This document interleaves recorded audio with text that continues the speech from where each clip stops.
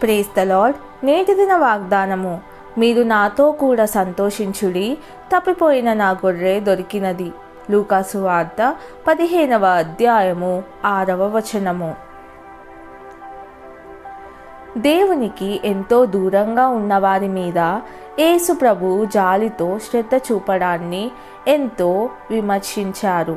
అందుకు జవాబుగా ఆయన పోగొట్టుకుని దొరికిన గొర్రె, నాణెము, తప్పిపోయిన కుమారుడు గురించి 3 ఉపమానాలను చెప్పాడు.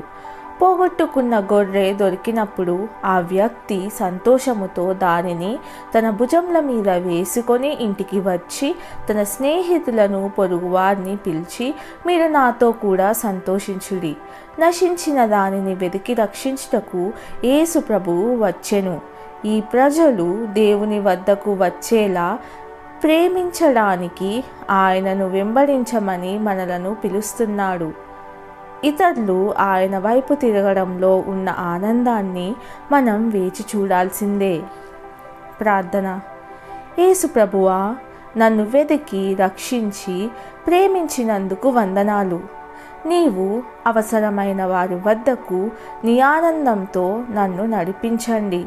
యేసయ్య నామంలో ప్రార్థిస్తున్నాను తండ్రి. ఆమెన్.